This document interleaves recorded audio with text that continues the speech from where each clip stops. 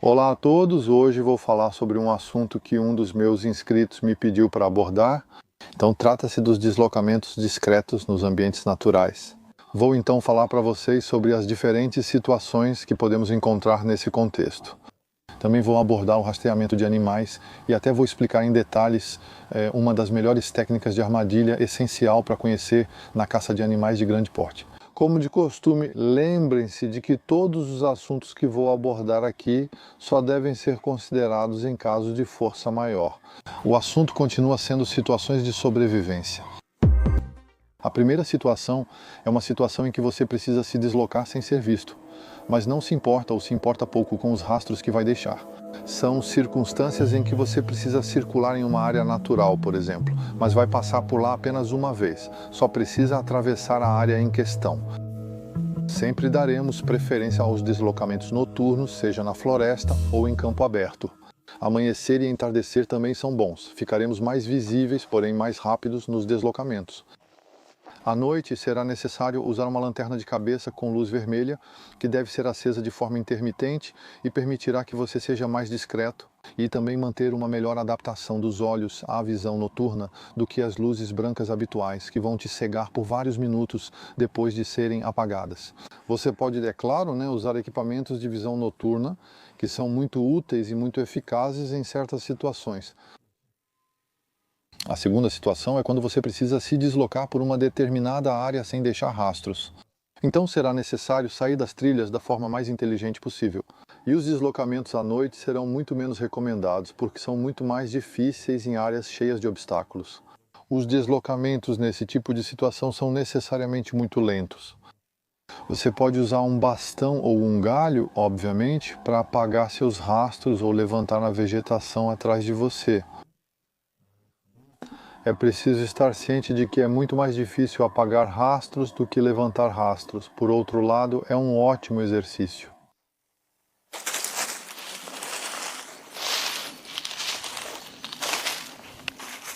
Se você treinar para apagar seus rastros, vai perceber que é praticamente impossível se deslocar em certas áreas, dependendo da natureza do solo, sem deixar rastros. Por exemplo, na areia ou na neve é impossível.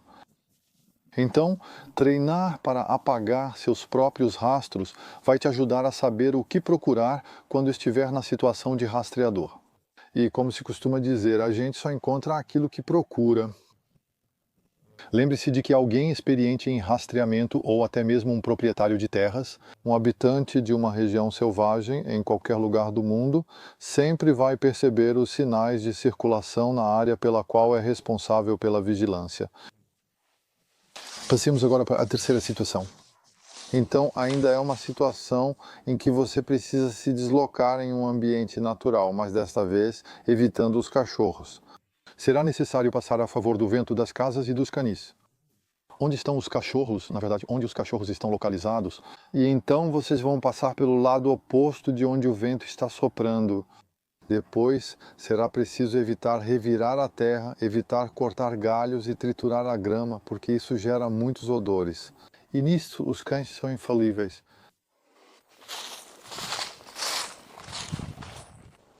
Por outro lado, a chuva fina ameniza os odores, um ponto positivo. Quando começam a chover, os cães ficam geralmente menos eficazes e vão circular pelas trilhas e pelos caminhos. Com chuva forte, muitos cães tendem a ficar abrigados e com muito calor, eles também limitam seus deslocamentos à manhã e à noite, de modo geral. Durante a noite escura, os cães preferirão as trilhas e desconfiarão de terrenos com muita vegetação. O melhor então para evitar alertar os cães é circular durante uma noite escura e chuvosa, com uma leve brisa e se posicionando obrigatoriamente a favor do vento em relação a eles. Nessas condições você vai passar.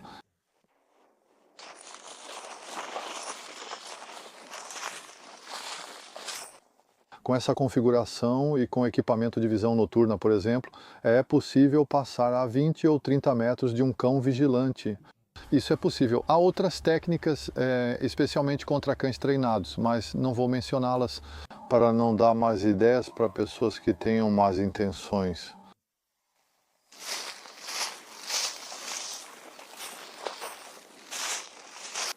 A quarta situação em que você pode precisar se deslocar discretamente é uma situação de força maior, uma situação de sobrevivência. É quando você quer evitar ser percebido por animais que você deseja capturar ou caçar para se alimentar. Então, é preciso distinguir duas situações diferentes nesse caso.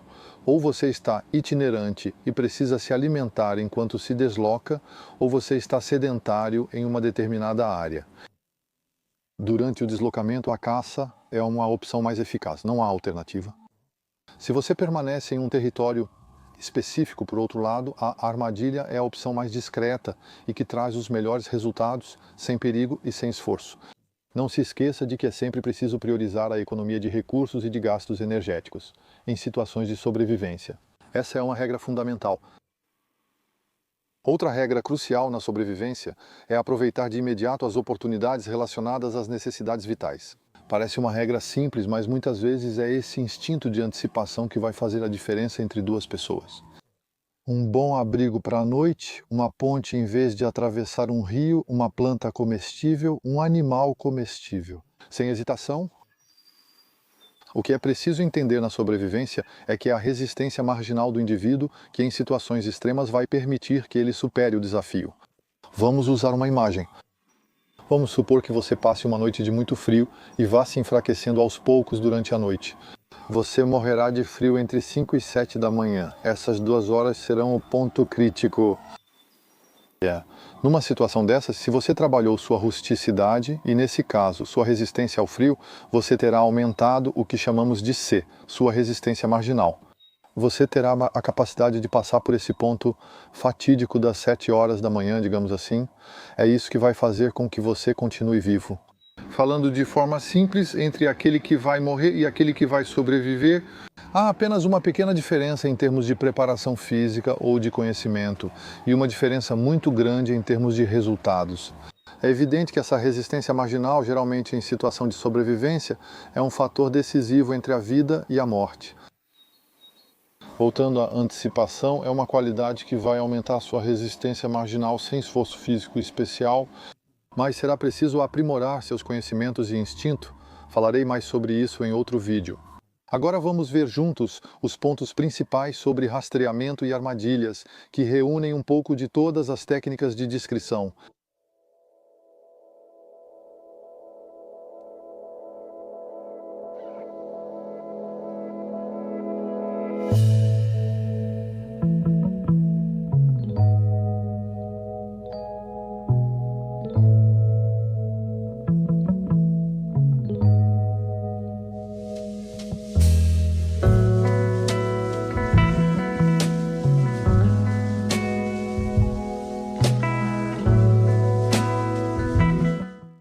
Para armar armadilhas para animais selvagens, concentre-se nos locais de passagem deles.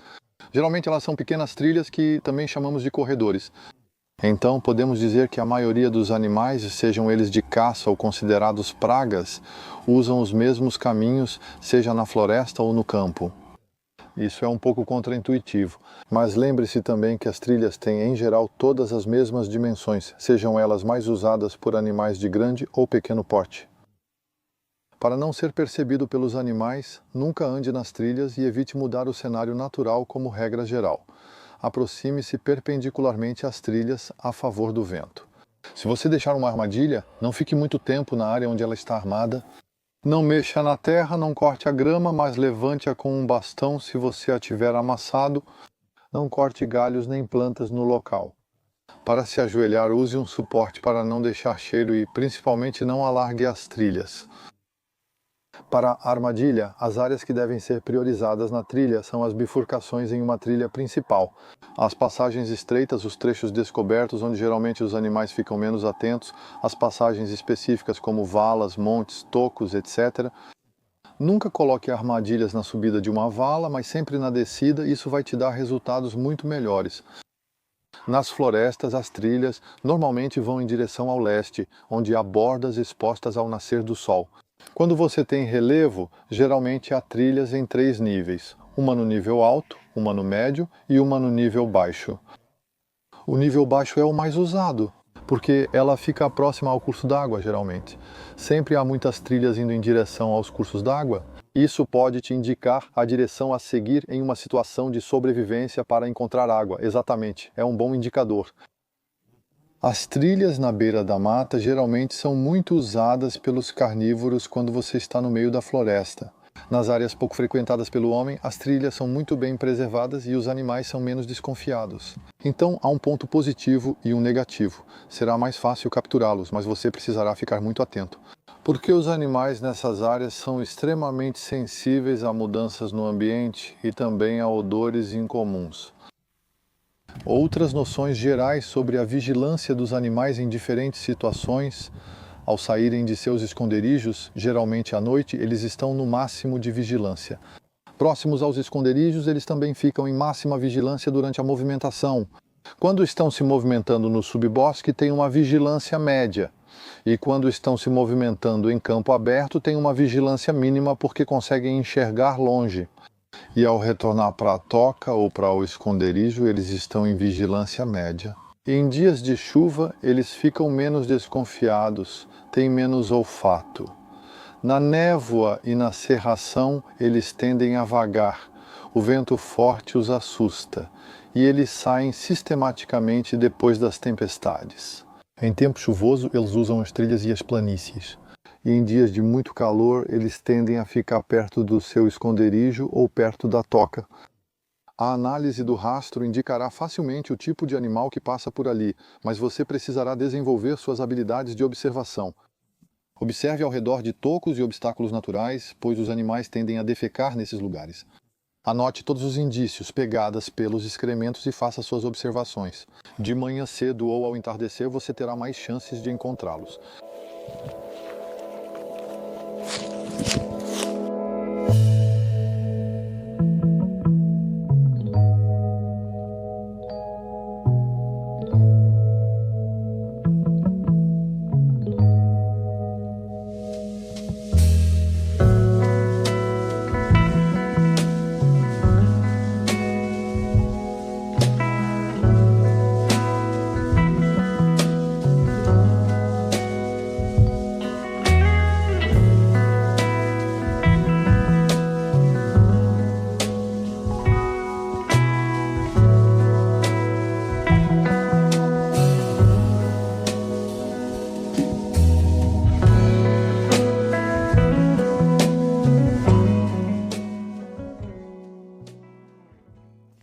Uma área interessante aqui, ao analisar, vemos que há uma trilha muito usada, né? Então é uma trilha principal. E então, atrás de mim você tem clareiras e na minha frente há um maciço florestal. Dá para ver claramente que ali tem uma área, dá para ver bem, os animais passam por ali e depois eles chegam por aqui. Porque há muitos rastros, eu vejo que todos os rastros estão na mesma direção, ou seja, eles passam nesse sentido. Então é bem provável que seja uma trilha usada pela manhã. Na verdade, é o retorno deles para o esconderijo. Então, como a floresta está lá, os animais vão se alimentar durante a noite nas áreas de clareira e voltam de manhã cedo para o esconderijo deles.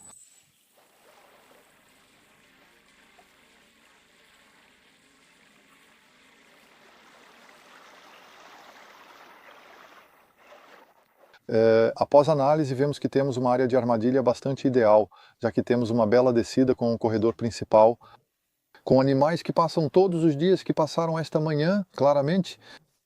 Então bastaria procurar um pouco, seguir o corredor nesse ponto e armar a armadilha na descida entre duas árvores. Num lugar onde é um pouco mais estreito. Ali teríamos todas as chances de pegar vídeos em 12 horas. Para aprimorar as investigações sobre a trilha, usamos a velha técnica simples e eficaz dos 3 fios. Então basta instalar perpendicularmente a trilha entre 2 arbustos, 3, 4 ou até 5 fios de forma escalonada. E então você os amarra firmemente de um lado e do outro lado. Eles só precisam ficar presos. Então você só faz uma volta simples, não precisa que eles fiquem muito esticados. Os fios precisam ser realmente os mais finos possível, tipo linha de costura ou até linha de pesca, mas linha de pesca fina. E assim, isso vai permitir que você veja a altura dos animais que passaram por essa trilha durante o período de observação. E isso vai permitir que você identifique o tamanho dos animais. E para o ajuste da armadilha, isso é fundamental.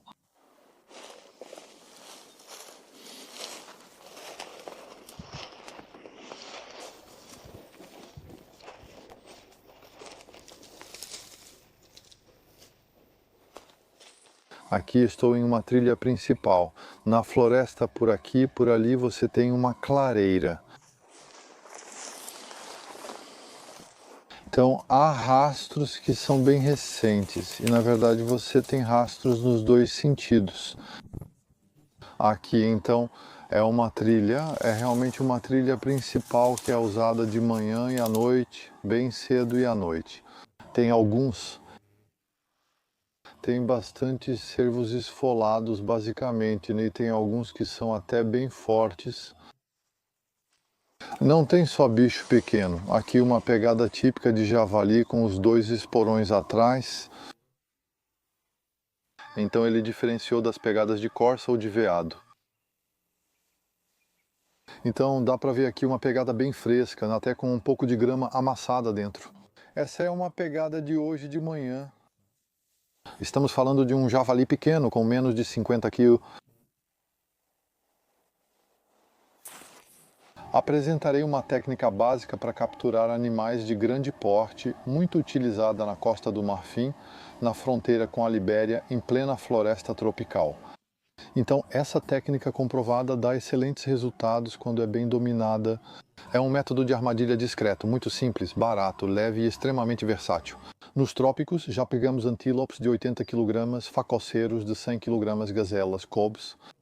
Nas nossas latitudes, javalis, corsos, cervos, lobos, texugos, ratões do banhado, sem nenhum problema.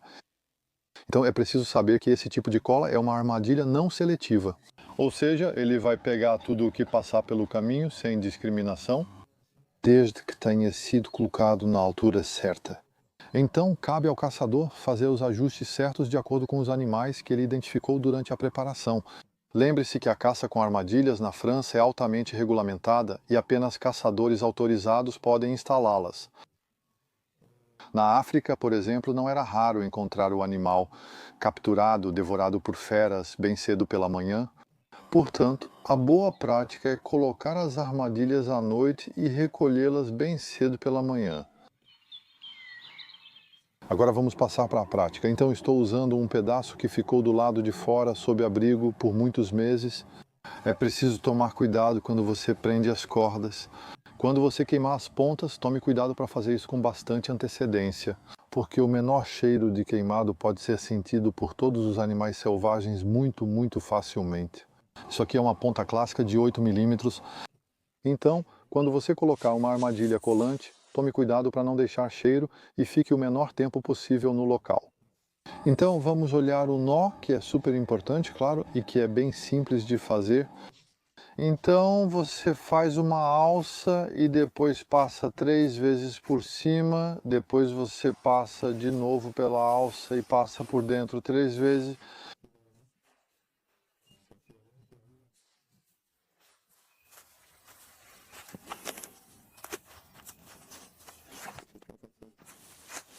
Depois você aperta o seu nó. Pronto, e você tem uma espécie de nó corrediço, mas que é quase autoblocante. Então, não é esse aqui que vai apertar diretamente. Na verdade, você passa novamente o primeiro fio por dentro, esse aqui deve deslizar muito facilmente.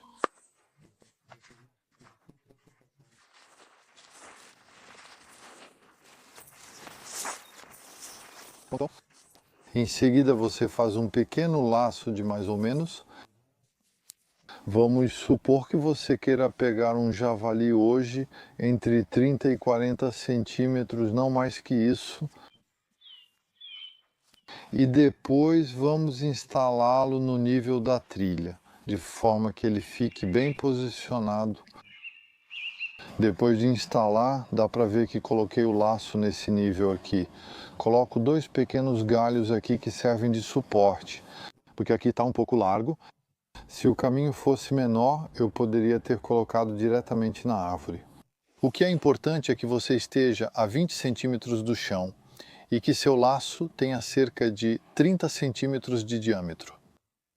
Outra coisa importante, é preciso que nesse ponto o laço corrediço esteja bem solto e que possa apertar muito facilmente. Em seguida, vamos colocar alguns galhos que vamos manusear com cuidado, um pouco ao redor, só para direcionar um pouco os animais para a área do laço. Depois de fazer isso, você pode guardar seu material tentando deixar o mínimo de rastros possível e mexendo o mínimo possível na terra.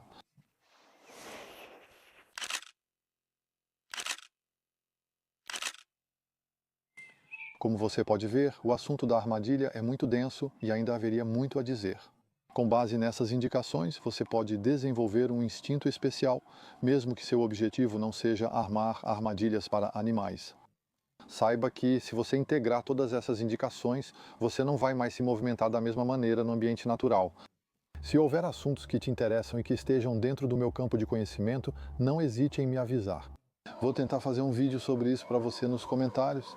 Você também pode acessar o canal e assistir aos vídeos antigos. Curta aqueles que te interessaram. Isso vai me ajudar a me orientar. Dito isso, até breve em um próximo vídeo.